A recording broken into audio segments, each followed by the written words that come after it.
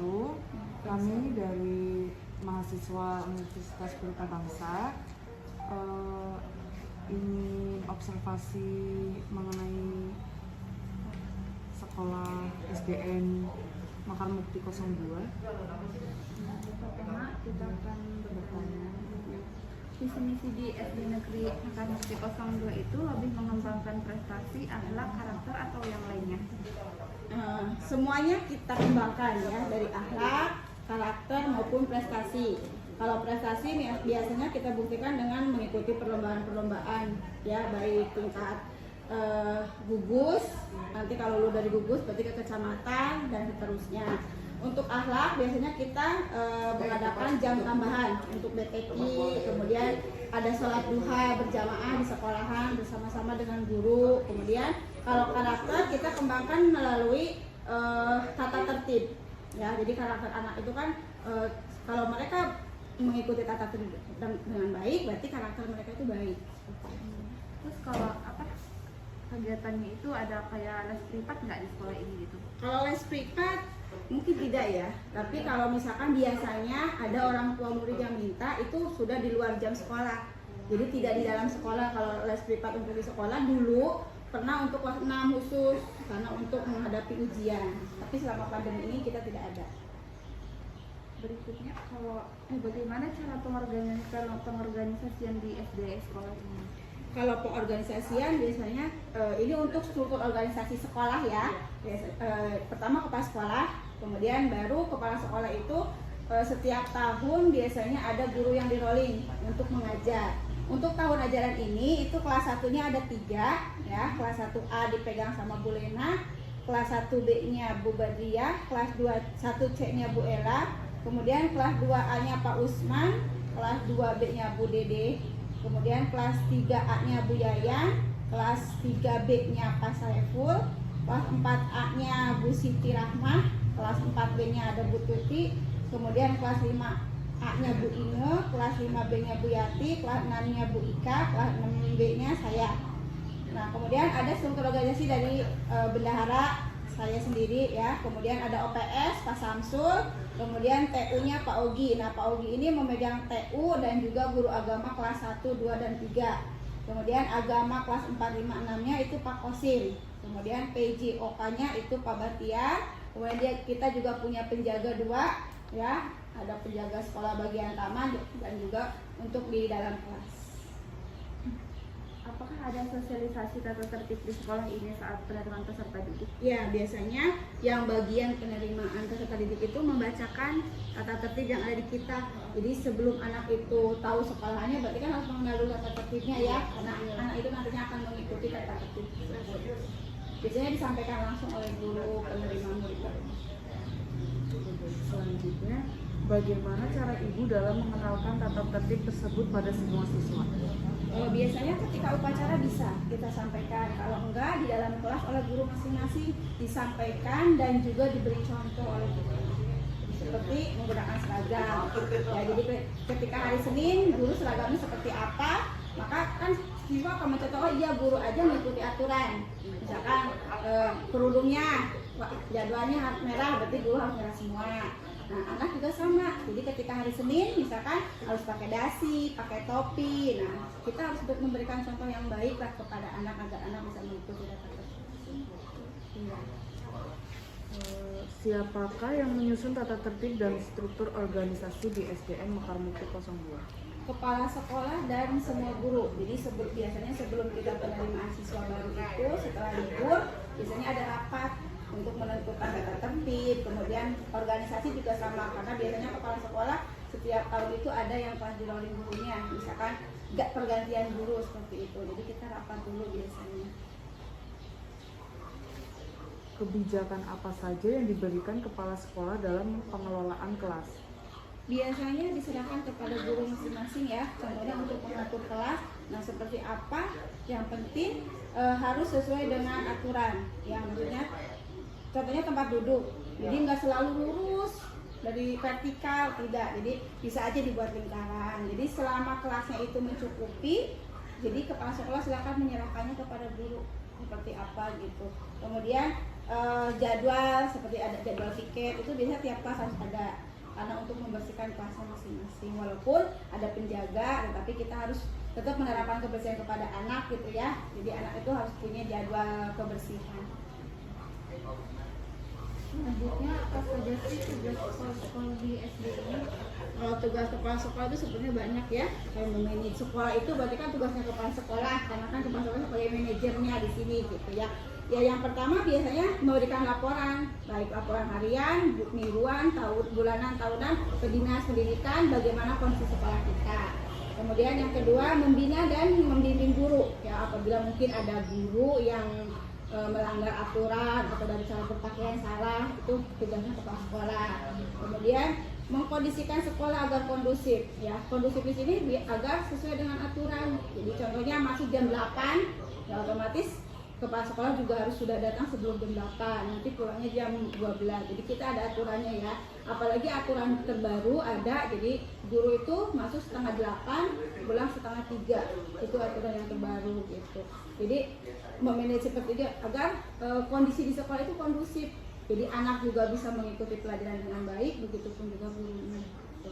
Kemudian memonitoring proses KBM. Nah KBM juga kepala sekolah selalu monitoring.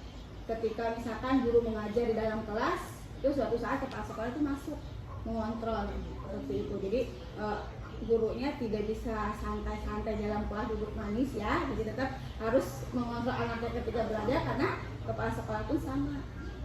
Suatu saat beliau masuk ke dalam kelas seperti itu. Kemudian bersama guru membuat kurikulum. Nah kurikulum itu biasanya setiap tahun kita harus buat. Untuk laporan ke dinas juga, untuk pegangan kita juga. Karena di kurikulum itu kan mencakup banyak hal. Contohnya kelulusan, terus KKM untuk mencapai target nilai itu seperti apa kondisi sekolah itu. Apakah siswa-siswi di sekolah ini sering melanggar tata tertib? Mungkin kalau sering tidak, tapi ada beberapa ya. Contohnya mungkin dari pakaian. Ada yang suka jarang pakai dasi kalau hari Senin, kemudian kaos kaki. Nah itu kebanyakan malas pakai kaos kaki ya. Nah, itu sering sekali gitu. Kemudian mungkin jam masuk terlambat, sering seperti itu. Tapi kalau yang melanggar fatal sekali ya alhamdulillah tidak gitu ya. Paling yang melanggar yang kecil-kecil aja. Apakah sanksi yang diberikan jika siswi terlambat atau melanggar tata tertib? Nah itu biasanya kebijakan guru masing-masing kelas ya. Kalau di kelas tinggi seperti kelas 4, 5, 6 biasanya kalau melanggar baru pertama melanggar, kita suruh hafalan perkalian. Nah biasanya kan di kelas 1 itu banyak orang tua murid yang menunggu. Nah jadi suruh menghafal di depan wali murid, kalau enggak masuk ke kelas yang lain menghafalkan di kelas itu gitu. Terus kalau mungkin kalau di kelas rendah dihukumnya yang bagi yang belum bisa membaca misalnya, biasanya dia suruh membaca di depan kelas, di depan teman-temannya, kalau enggak di kelas yang lain seperti itu. Mengapa sih sekolah di SD MM02 ini mengalami hambatan dalam menerapkan tata tertib? Ya kalau hambatan pasti ada ya Kak, karena namanya kita menjalankan suatu organisasi sekolah itu kan harus banyak dukungan. Tidak hanya sekolahnya aja yang jalan, tapi orang tua pun harus mendukung. Nah kebanyakan orang tua yang kurang mendukung, seperti kedisiplinan lah gitu ya. Kayak kita masuk jam segini, kadang ada aja yang nggak masuk gitu kan, berarti kan dukungan orang tuanya yang kurang seperti itu. Jadi hambatannya kebanyakan dari kurang dukungan dari orang tua. Terus kalau udah kendalanya kayak gitu, ibu kadang memanggil orang tua murid itu nggak ke sekolah? Iya, kalau keseringan, misalkan sering terlambatnya sering banget, kita panggil dulu anaknya nih, kendalanya apa. Kalau misalkan ada di kendala orang tuanya yang kita panggil seperti itu. Karena kan kalau terbiasa juga tidak baik ya, apalagi itu kebiasaan yang tidak baik gitu kan, terlambat, kemudian pakaian tidak sesuai dengan aturan, otomatis kan itu ada kendalanya di mana. Nah kalau misalkan dari orang tua, berarti orang tuanya yang kita panggil itu langsung biasanya kita panggil ke sini. Mungkin itu aja Bu yang kita tanyakan. Terima kasih ya Bu. Iya, sama-sama.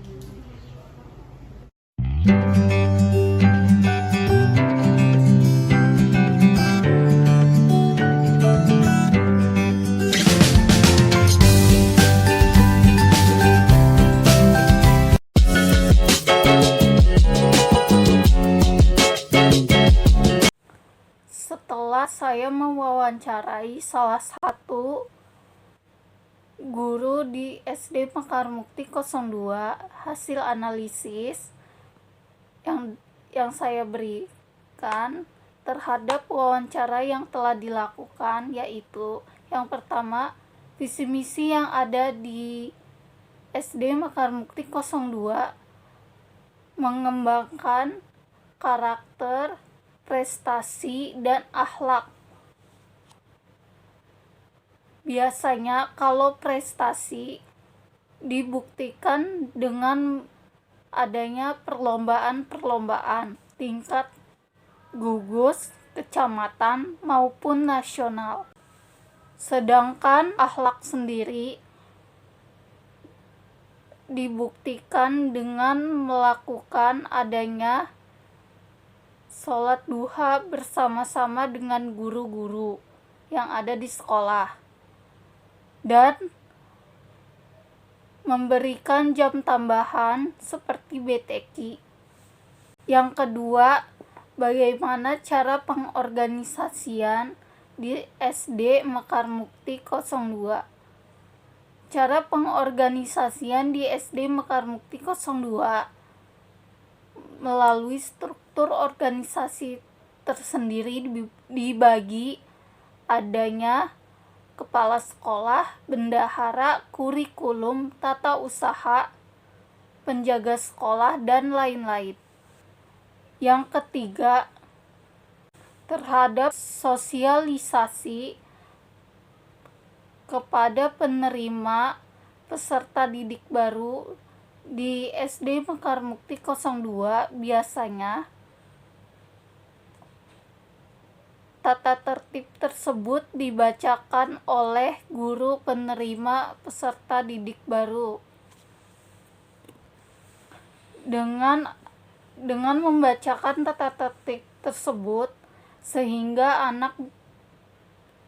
anak-anak yang ada di SD Mekar Mukti 02 dapat mematuhi aturan dan tata tertib yang ada di sekolah tersebut.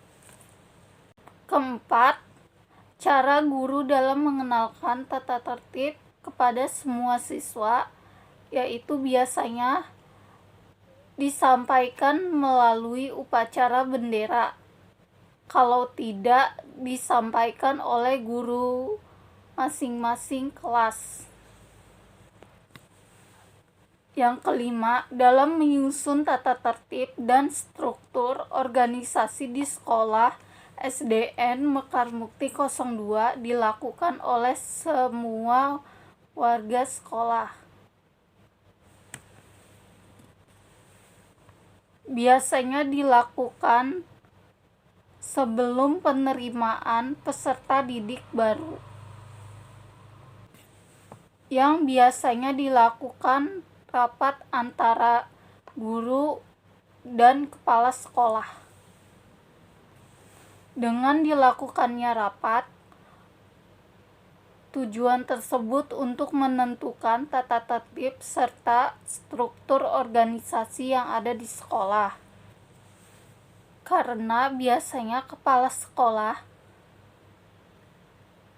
setiap tahun itu adanya pergantian guru.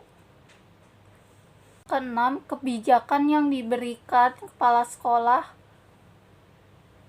untuk guru dalam pengelolaan kelas itu sendiri dilakukan secara bebas melalui guru kelasnya masing-masing. Contohnya seperti mengatur tempat duduk siswa. Yang ketujuh, tugas kepala sekolah di SD Mekar Mukti 02 yaitu memberikan laporan harian, mingguan, tahunan, dan bulanan ke Dinas Pendidikan. Yang kedua, membina dan membimbing guru. Yang ketiga, memanage sekolah. Kalau bisa dibilang di perusahaan, kepala sekolah disebut sebagai manajer. Selanjutnya yang ke-8. Siswa-siswi yang ada di sekolah SDN Mekar Mukti 02 tidak sering melanggar tata tertib yang ada di sekolah. Namun ada beberapa siswa yang melanggar tata tertib tersebut. Contohnya tidak memakai dasi, dan paling sering banyak siswa yang tidak memakai kaos kaki karena siswa yang ada di SD Mekar Mukti 02 ini kebanyakan malas sekali memakai kaos kaki. Selanjutnya yang ke-9, sanksi yang diberikan untuk siswa yang melanggar tata tertib tersebut biasanya dilakukan oleh guru-guru kelas masing-masing. Contohnya seperti di kelas 4, 5, dan 6, biasanya guru memberikan sanksi yaitu menghafalkan perkalian di depan wali murid kelas 1. Jika siswa tersebut tidak dapat menghafalkan perkalian tersebut, maka siswa tersebut harus menghafalkan perkalian di kelas lain. Sedangkan untuk di kelas rendah, seperti kelas 1, 2, dan 3, biasanya siswa yang untuk tidak bisa membaca, siswa tersebut harus membaca di depan kelas. Yang terakhir, hambatan guru atau sekolah dalam mengenalkan tata tertib yang ada di sekolah, yaitu kurang adanya dukungan orang tua murid. Sekian, itu saja yang dapat saya sampaikan mengenai hasil analisis wawancara struktur organisasi tata kerja dan tata tertib di SD Mekar Mukti 02. Terima kasih.